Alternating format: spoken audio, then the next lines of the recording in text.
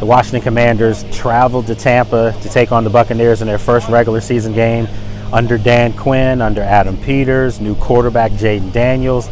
And unfortunately, folks, the results have been the same that we've seen over the years. They lose to Tampa 20. The players, and that's why it stings. Certainly a story tonight of missed opportunities. And I think third down, if I had to look back on it right now, that was the biggest and certainly the story of the game. So a lot to work on, and Tampa was a better team today. You need the struggle to see the identity develop. You don't want it, but you do need it. And that part, is hard, and that struggle happened tonight. So we'll take these lessons and we'll work. Unfortunately for this football team, they came out flat, couldn't sustain drives, and they couldn't get the Buccaneers off the field.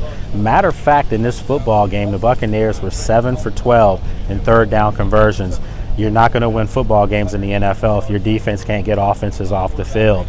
Overall, if you look at some of the bright spots for this game, and it wasn't that many, Jaden Daniels definitely looked like what he is advertised to be, a franchise caliber quarterback. Matter of fact, he looked like, outside of Baker Mayfield, the second best player on the field today. That's how dynamic he was. Clearly the best player for Washington. Another player that today I think played well was Jamin Davis. Jamin Davis, former first-round pick, converted from linebacker to defensive end, and hadn't had a lot of time playing that position. But today he came around the edge and made a couple of plays. So in the bigger scheme of things, will this catapult him up the depth chart, so to speak, where he can have more of a central role on that defensive line? Because I can tell you right now, John Allen and Daron Payne were the invisible men today. And you have to call it like it is, folks, whether you like these guys personally or not. They didn't get the job done.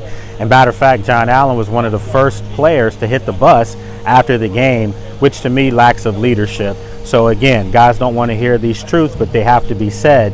If you're Washington, your core players can't accept these kind of results. They have to come out, not give you a bunch of talk, not be the guys rah, rah, rah, but the guys that are actually doing something on the field.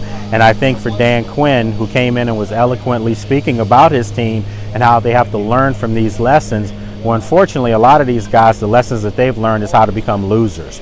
They have to step this up and change things before the narrative on their season gets out of whack. Next week, the New York Giants come to town. They lost miserably today as well. So now you have an NFC East matchup that's almost a pivotal game for both these teams, and one's going to have to get the W.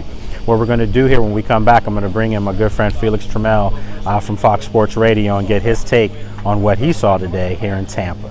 As promised, I told you I'd come back with my good friend Felix Trammell.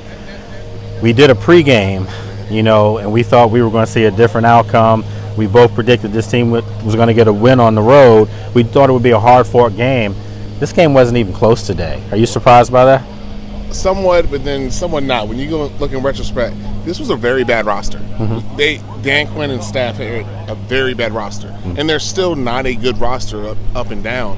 And it's going to take a while. And like you were speaking of in your previous segment, they acted like losers. They have to learn how to win, and learning how to win is hard at this level. A lot of them won in college, they won in high school, but some of those things are, they're not proportional. Right. But you get to the NFL, everybody's good, and you have to do the little things that matter. And today, everything was either a half step slow or a little bit reactionary because they don't want to make the big mistake, and the little mistakes cut them up. Yeah. And that started with Baker Mayfield. Baker Mayfield was back there looking like Houdini, just getting out of one scape and another.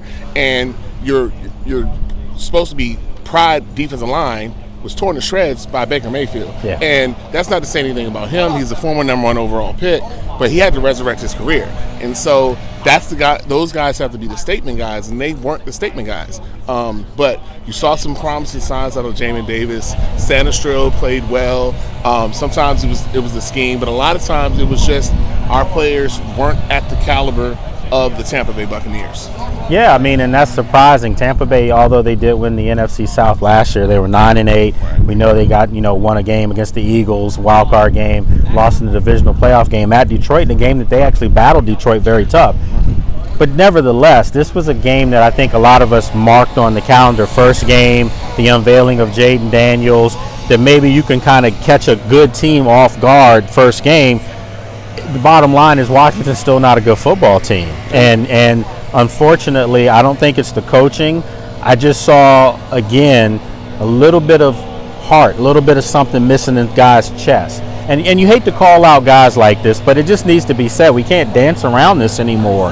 Their core players, their leaders, did not look like that today. And you had a rookie making his first start, clearly showed everyone he's their best player. There's not even a close second. Jaden Daniels is their best player. Our secondary wasn't aggressive. Our linebackers weren't aggressive, and those are the ones who have to be aggressive. Yeah. Our lines, the offensive line held up fairly well. I think the offensive line played very well. I think if we today. want to give kudos to them. They held up well. Brandon Coleman first start, he held his own. He had a rough start first couple series, but then they settled in. And again, I think that's Jaden Daniels. He helps everything around you.